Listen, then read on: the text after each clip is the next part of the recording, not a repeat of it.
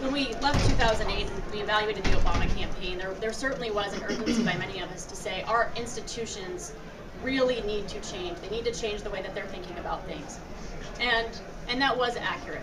But a really phenomenal thing happened. The institutions have changed, and they are doing some good things. Some of them are doing better things. Some of them are still kind of in the wilderness, and I'm not going to single out who those are. But a really fascinating, phenomenal thing happened. It didn't matter if those institutions were going to adapt and progress, because a new organization came together on its own to express their unifying grievance. We all know the internet movements are driven by a unifying grievance. And the anti-war movement on the left in 2006 was that unifying grievance. Unifying grievance was an anger that government, really being fed up with government. Government, it was enough is already, we're taxed enough, and we're sick and tired of a government that's failed us. And that was the Tea Party movement. And that happened outside the traditional party structure. And we see every day that some of the most innovative efforts are happening outside this structure. And so my message is not that our institutions don't need to adapt, because they certainly do, but it's that our focus is maybe in the wrong place. It isn't necessarily just on the institutions that need to adapt. It's not just adapting the institutions. It's learning from and understanding and listening to those who are inspired enough, have enough of a unifying grievance to organize on their own. I was on a panel recently when I was asked about, it was actually in another country, so they were really trying to understand the Tea Party, as I think everybody is, and the media is, and as we know, the media, well, on those on the right would probably agree with me that the media gets it very wrong.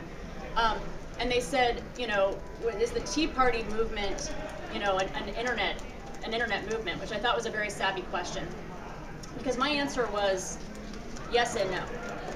Yes, within the paradigm that we talk about internet movements. If we talked about the Obama campaign, the Obama movement, or the anti-war movement, the Obama campaign, the Obama movement was certainly talked about as an internet movement, but it really wasn't about the internet, it was about people utilizing the internet. And that's one of the themes of today. And in another time, I think pre-Obama campaign, something like the Tea Party, the press narrative about that would be that it was an internet movement, that this is the internet year, this is an internet campaign, but we're past that point. Because hopefully we're understanding that it isn't about the internet so much as it's about people, and the majority of people are now online, and they're utilizing online to come together, collectively organize in ways that they haven't before. And I have a few more quick slides that I'm just going to go through very quickly, because I want to make sure that you guys have plenty of time. So that's sort of my, that's my preaching from the bully pulpit for the morning. But maybe some of you came here to actually kind of talk about tactically what's ahead and where do we think things are going. I think, looking ahead, and some of this is already happening in some places, there's always been these silos within organizations, and many of you probably struggle with this or experience this, where there's kind of this communication director, and there's a press secretary, and there's a new media director, and there's a maybe online communications director, and we're getting to a point where some of those lines are crossing. And they have been crossing for a while, and there's sort of this confusion about how do we handle this. So much more of the press and the media is online, and especially when I talk to congressional office, they'll say something about, well, my new media director is actually busier and has more to do than my traditional press secretary, and it's kind of like, duh. For a small organization like that, if we're talking about something big like a presidential campaign, I mean, they have all of these people, and there's enough of a focus for everybody.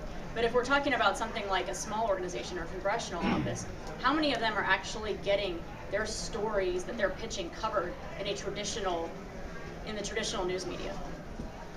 Probably most of them aren't getting any of it covered. So why would they be putting their focus on that as opposed to focusing on new media? And I'm talking about sort of your rank and file congressional office being a very good example. So I think we're going to get to the point where we're not siloed in that we don't have communications directors who say, and I still hear them say this and I cringe, which is, I don't get the web, or I don't do the web. If you're a communications director and you don't do the web, you have something really wrong with you. You send email and you pick websites, you do the web. And so I think we're going to have overall media managers, or really just strategists, or really marketing directors for politics, who have a full picture of what the media strategy should be. I think there'll be virtual-only correspondence. We're already seeing, and I'm sure Ryan will talk about this, a campaign who relied a lot more on virtual than other correspondents, and particularly, I'm not even just talking about political campaigns, but organizations who are going to be moving much more virtually-only correspondence. A constant live chat with constituents. You know, when you all go to an airline or a major company, they have someone that you can chat with instantly if you have an issue or you have a question. It probably scares all of us who work in politics, but I see one campaign that's doing that, and I think it's awesome. Location, a greater utilization of location-based services, and nearly complete integration with social media. And I think this remains to be seen. We all know there's a lot of controversy over this, but Facebook, I don't know, yeah, I think Adam Connor is here. You know, there's the talk they're trying to take over the web, and I think some of that is just that there's a lot more customization now that you can do through Facebook, to the point where your regular website is becoming dwarfed by social media, and there's going to be a lot more integration with social media.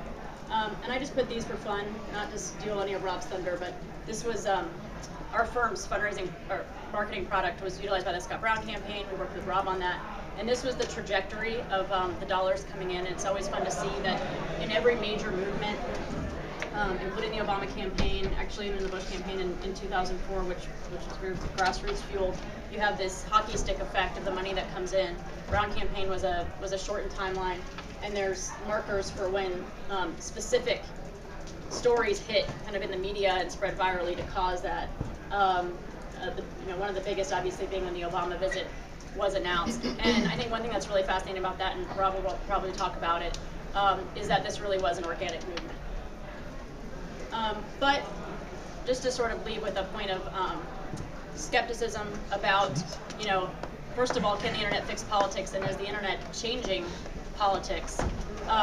We also did an analysis of what were the sources that drove people to give contributions. You know, seeing Scott Brown on TV or seeing others talk about Scott Brown. And you can see that many of the traditional sources are still, you know, still have the greatest influence. And because of that, it's no wonder that, you know, that's where people are on campaigns are prioritizing their time. I don't need to go through them, but you can see here, these were contributions came from these sources, both from an actual tracking perspective, we could tell, but we included those who mentioned these reasons as why they gave. So it's just kind of interesting to put it in that perspective. And I'll leave it there and go to Rob.